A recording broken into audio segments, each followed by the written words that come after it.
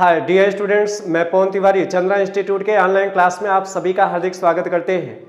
चाल, समय और दूरी, time, speed and distance topic से यहाँ पर लेक्चर को मैं शुरू कर रहा हूँ और इस टॉपिक का लेक्चर पहला मैंने यहाँ पे रखा है और हेडिंग मैंने किया है औसत चाल पर प्रश्न। वैसे अभी शुरुआत के कुछ हेडिंग इंट्रोडक्टरी होंगे, प्रस्तावना भाग से प्रश्न होंगे, लेकिन कोई भी पार्ट इसका इग्नोर करने लायक नहीं है। सभी अच्छे हेडिंग हैं, एक इंटरेस्टिंग पार्ट है, तो इस सेक्शन को चलिए बड़े ध्यान से देखते हैं। औसत चाल पर प्रश्न जो मैंने हेडिंग किया है, यहां से हम 3 कंसेक्यूटिव पॉइंट को समझने का प्रयास करें। अभी पहला पॉइंट हमने नोट किया है कि एक व्यक्ति अपनी यात्रा की 2 बराबर दूरियां, 2 समान दूरियां क्रमशः x किलोमीटर प्रति घंटा और y किलोमीटर प्रति घंटे की चाल से तय करता है, तो यात्रा में उसकी औसत चाल क्या होगी। अब देखिए, हम सभी जानते हैं, यहां से बात समझिएगा, औसत चाल की यदि हम बात करें तो देखिए एक चीज समझिएगा, चाल बराबर होता है दूरी बटे समय। तो औसत चाल का जो सेंस होगा, कॉन्सेप्ट होगा, औसत चाल बराबर कुल चली गई दूरी बटे कुल लगा समय। देखिए औसत चाल का जो कॉन्सेप्ट होगा वो होगा कुल तय की गई दूरी बटे कुल तय की गई दूरी और बटे कुल लगा समय। ये कॉन्सेप्ट होगा हमारा। अच्छा, अब बात समझिएगा,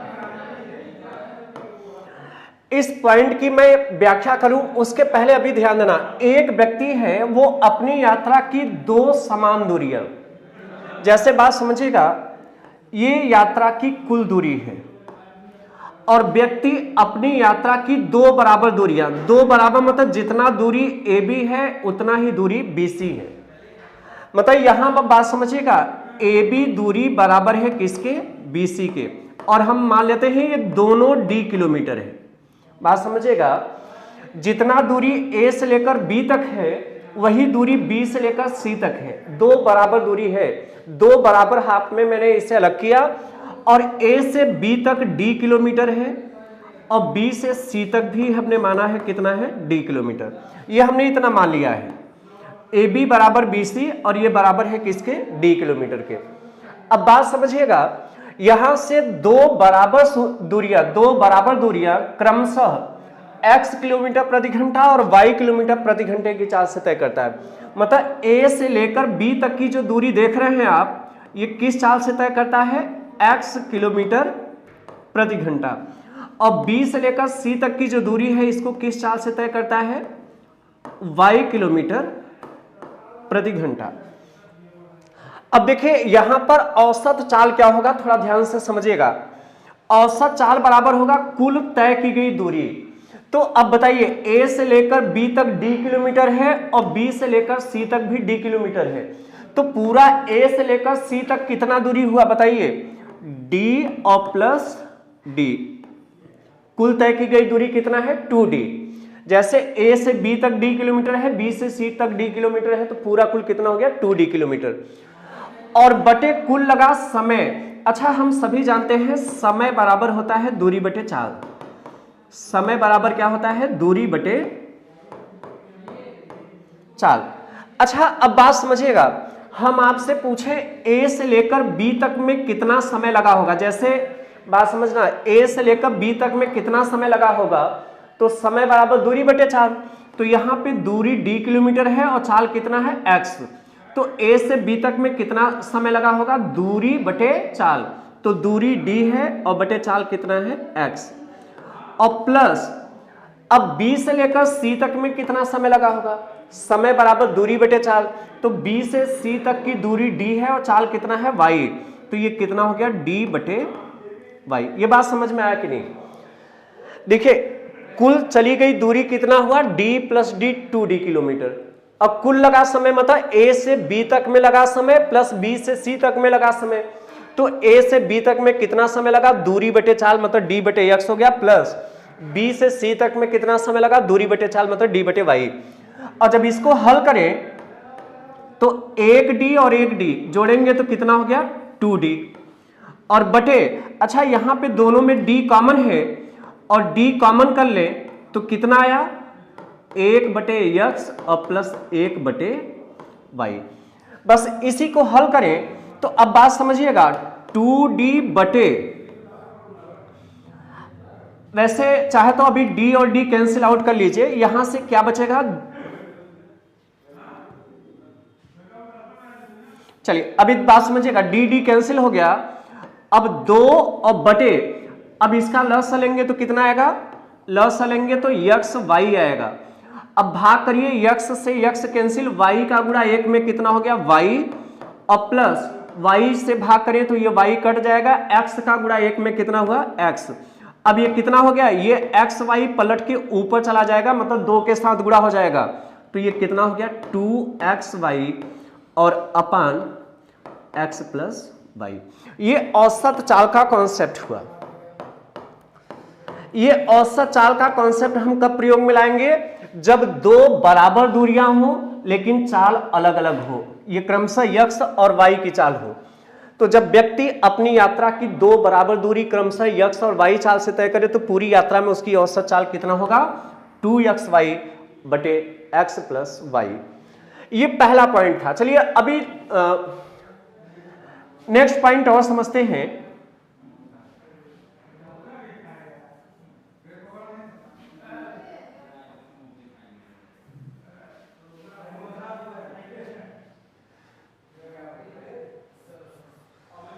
जैसे हमने लिखा कि एक व्यक्ति अपनी यात्रा की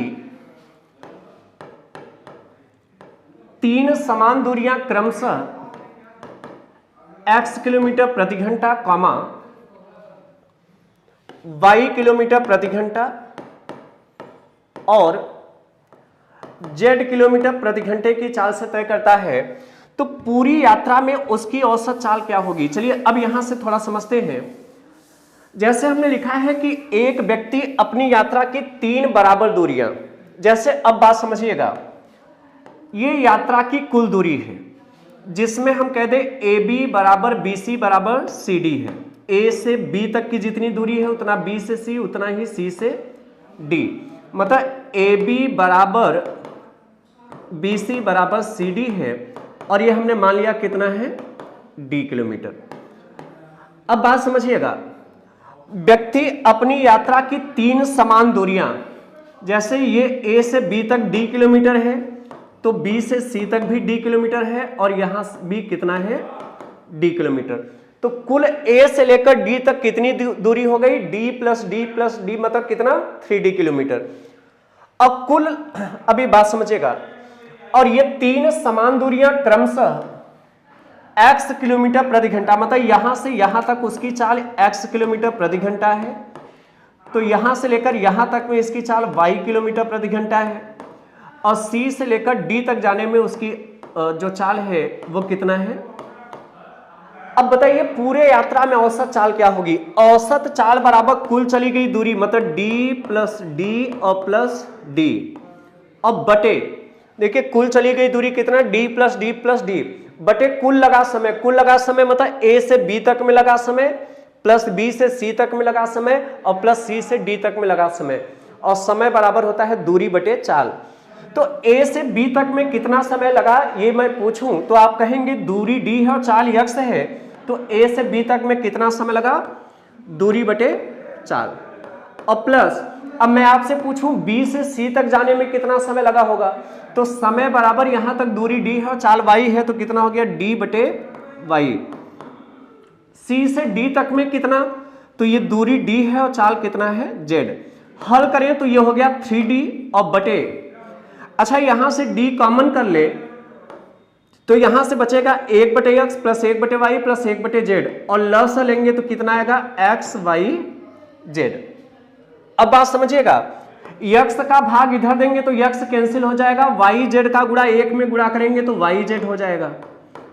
अब यहां 1/y है क्योंकि हमने d कॉमन कर लिया, अब y का भाग इधर देंगे तो y से ये y कट जाएगा, x z का गुणा 1 में गुणा करेंगे तो ये हो जाएगा x z, और इसी तरीके से z का भाग देंगे तो ये z कट जाएगा, x y का गुणा 1 में गुणा करेंगे तो कितना हो गया x y। अब ये d से d क्या हुआ, कैंसिल। अब ये x y z पलट के कहां चला जाएगा, ऊपर। तो x y z का गुणा 3 में, तो ये कितना हो गया 3xyz, और बटे इसको साइक्लिक आर्डर में लिख लीजिए, X Y plus Y Z और प्लस जेड एक्स, चक्रीय क्रम में X Y plus Y Z और प्लस। तो ये औसत चाल का कॉन्सेप्ट हुआ। ये औसत चाल का कॉन्सेप्ट हम तब प्रयोग में लाएंगे जब 3 बराबर दूरियां हों और चाल अलग अलग हो एक्स वाई जेड। तो औसत चाल 3xyz upon x Y plus Y z plus Z x. लेकिन यदि मैं आपसे ये कह दूं, तीसरा पॉइंट समझिएगा, यहां से ये 2 पॉइंट अभी मैं इसके प्रश्न को करा दे रहा हूं, पहले एक पॉइंट और समझ लीजिएगा, फिर प्रश्न की चर्चा करते हैं। देखिए, मैं यदि आपसे ये कह दूं, तीसरा पॉइंट यहां समझिएगा, यदि 3 अलग अलग दूरियां, यदि 3 अलग अलग दूरियां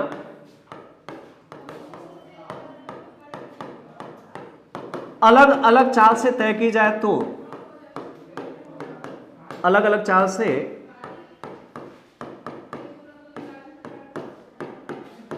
तय की जाए, तो उस कंडीशन में जो औसत चाल होगा, इसमें तब हम क्या करेंगे, तब हम पूरा जो कॉन्सेप्ट मैंने बताया है, कुल तय की गई दूरी बटे कुल लगा समय,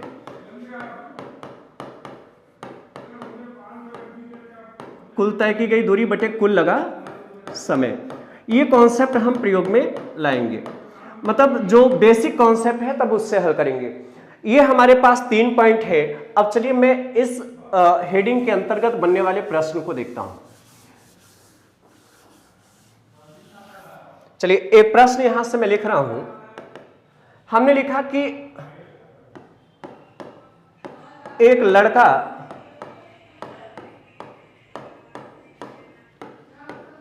अपने घर से विद्यालय, एक लड़का अपने घर से विद्यालय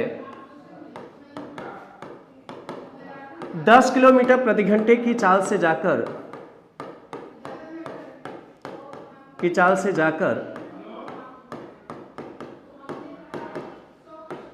15 किलोमीटर प्रति घंटे की चाल से वापस आता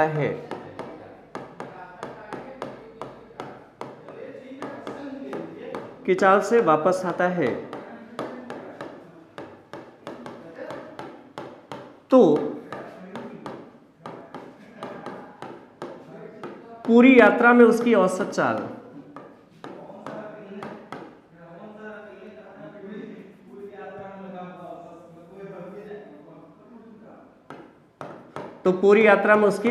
चाल, चलिए अब बात समझिएगा। बहुत ही आसान सवाल है, इसमें तो आपको कुछ करने की आवश्यकता ही नहीं है। एक लड़का है, अपने घर से विद्यालय गया। जैसे यहां पे बात समझिएगा, ये लड़के का घर है, हालांकि घर घुलनशील हो गया, और ये विद्यालय। हमने बोला कि लड़का अपने घर से जब विद्यालय जाता है तो उस समय उसकी चाल होती है 10 किलोमीटर प्रति घंटा।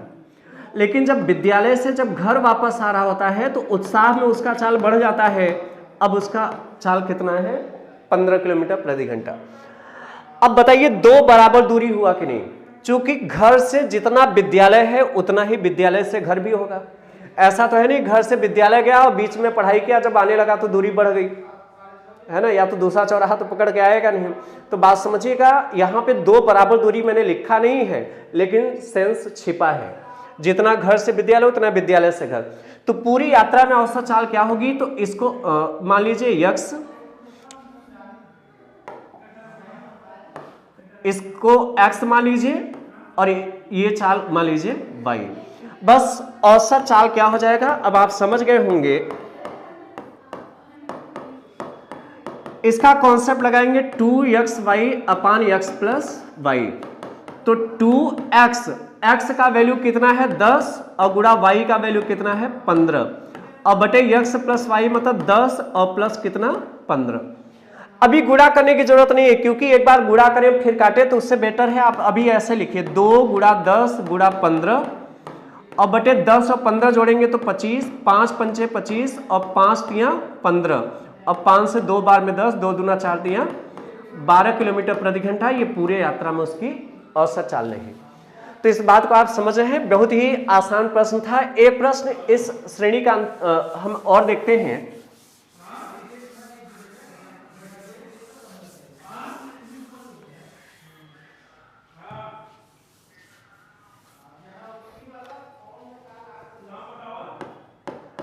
हमने लिखा एक व्यक्ति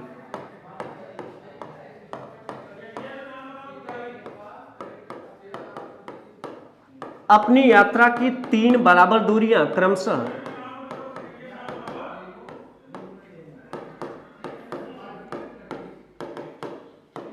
तीन बराबर दूरियां क्रमशः 12 किलोमीटर प्रति घंटा,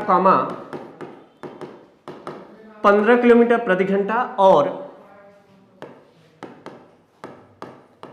20 किलोमीटर प्रति घंटे की चाल से तय करता है।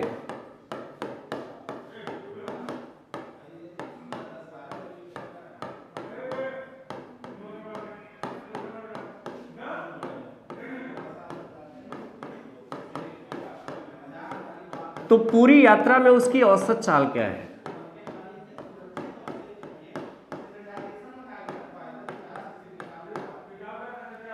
चलिए अब बात समझिएगा। ये स्पष्ट लिखा है कि व्यक्ति अपनी यात्रा की 3 बराबर दूरियां हैं, लेकिन चाल अलग अलग है। इस चाल को x मान लीजिए, इसको y मान लीजिए और 20 किलोमीटर प्रति घंटे की चाल z।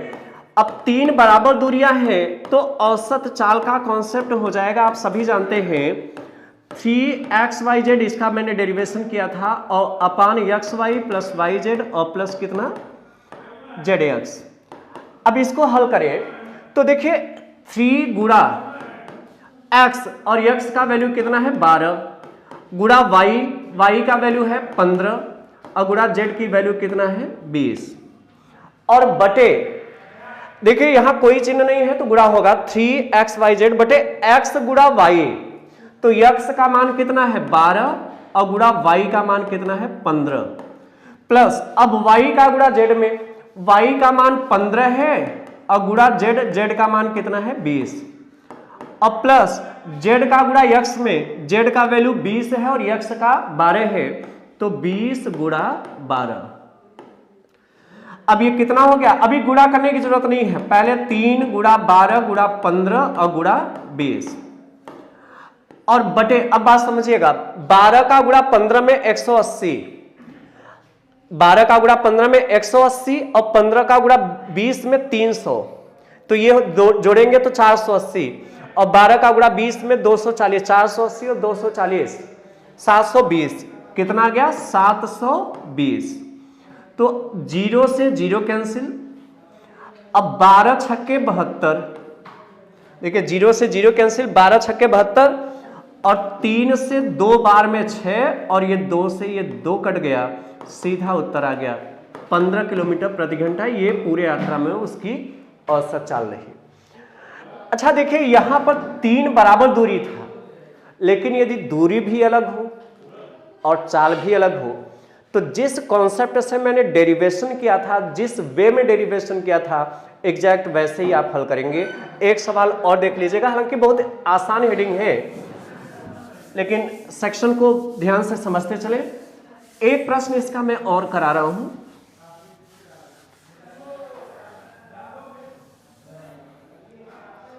देखिए प्रश्न हमने लिखा है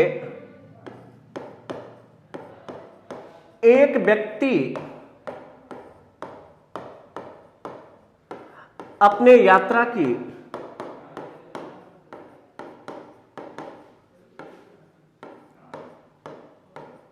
प्रथम 10 किलोमीटर की दूरी 5 किलोमीटर प्रति घंटा,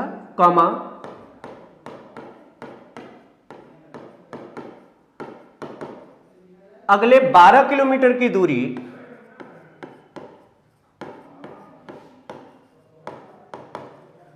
4 किलोमीटर प्रति घंटा और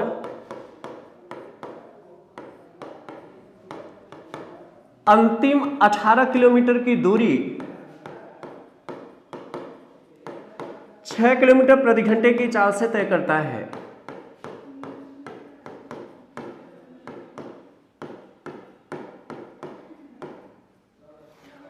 तो पूरी यात्रा में उसकी औसत चाल क्या होगी?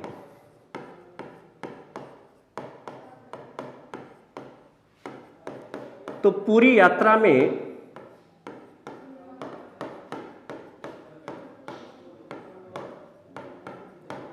उसकी औसत चाल बताइए। चलिए अब सॉल्यूशन पर हम कंसीडर करें। देखिए प्रश्न हमारा क्या है, बड़े ध्यान समझिएगा। एक ग्राफ तुरंत बना ले। जैसे हमने लिखा है एक व्यक्ति अपने यात्रा की पहले 10 किलोमीटर की दूरी, प्रथम 10, जैसे मान लिया यहां से लेकर यहां तक, ए से लेकर बी तक, ये यात्रा की पहली 10 किलोमीटर है, प्रथम 10 किलोमीटर की दूरी। और इस 10 किलोमीटर की दूरी को किस चाल से तय करता है? 5 किलोमीटर प्रति घंटा। ध्यान देना, पहले जो 10 किलोमीटर की दूरी है इसको 5 किलोमीटर प्रति घंटे की चाल से, और अगले 12 किलोमीटर की दूरी 4 किलोमीटर प्रति घंटे की चाल से। और ये हमने दिखा दिया, ये बी से लेकर सी तक, यहां तक दूरी है 12 किलोमीटर। तो अगले 12 किलोमीटर की जो दूरी है इसको 4 किलोमीटर प्रति घंटे की चाल से, और जो सी से डी तक अंतिम का 18 किलोमीटर है, हमने बोला है अंतिम 18 किलोमीटर की दूरी ये 6 किलोमीटर प्रति घंटे की चाल से। इसको किस चाल से तय करता है? 6 किलोमीटर प्रति घंटे की चाल से। अब पूरी यात्रा में इसकी औसत चाल क्या है? हम सभी जानते हैं औसत चाल बराबर होता है कुल तय दूरी बटे कुल लगा समय। कुल तय की गई दूरी बटे कुल लगा समय। अच्छा एक बात समझिएगा, कुल तय की गई दूरी, कुल तय की गई दूरी मतलब ए से लेकर डी तक कुल कितना दूरी तय करता है? तो ए से बी तक 10 किलोमीटर है, बी से सी तक 12 है और सी से डी 18 है। तो कुल तय की गई दूरी कितना हुआ? 10 प्लस 12 और प्लस 18, और बटे कुल लगा समय। कुल लगा समय मतलब ए से लेकर डी तक में टोटल कितना समय लगा? तो समय बराबर होता है दूरी बटे चाल। तो देखिए जब समय, टोटल समय निकालिएगा तो ए से बी तक में समय कुछ और लगा होगा क्योंकि चाल कुछ और है, बी से सी तक समय कुछ और लगा होगा क्योंकि दूरी भी अलग है, चाल भी, और सी से डी तक में कुछ और समय लगा होगा। कितना समय लगा होगा देखें, तो समय बराबर होता है दूरी बटे चाल। तो ए से बी तक में कितना समय लगा होगा? 10 किलोमीटर की दूरी है और 5 की स्पीड से जा रहे हैं। बताइए 10 किलोमीटर की दूरी यदि आपको 5 की स्पीड से तय करना हो तो कितना समय लगेगा? 2 घंटे। देखिए ए से बी तक में समय बराबर दूरी 10 है और चाल कितना है? 5, प्लस बी से लेकर सी तक में कितना समय लगा होगा? तो समय बराबर दूरी कितना है? 12 और चाल कितना है? 4। तो 12 किलोमीटर की दूरी 4 की स्पीड से तय करें तो 3 घंटे लगेगा, 12 बटे 4। और सी से डी तक में कितना समय लगा होगा? समय बराबर दूरी 18 है और चाल 6 है, तो 18 बटे 6 कितना आया? 10, 12, 22 और 18 हो गया 40। कुल चली गई दूरी कितनी है? 40 किलोमीटर। ये 40 किलोमीटर है टोटल, और ये 2 बार में कटा, ये 4 से 3 बार में कटा और 6 से 3 बार में, तो 2, 3, 5, 3, 8 घंटे है ना। तो ये 8 पंचे 40, तो 5 किलोमीटर प्रति घंटा आ गया। 5 किलोमीटर प्रति घंटा ये हो गया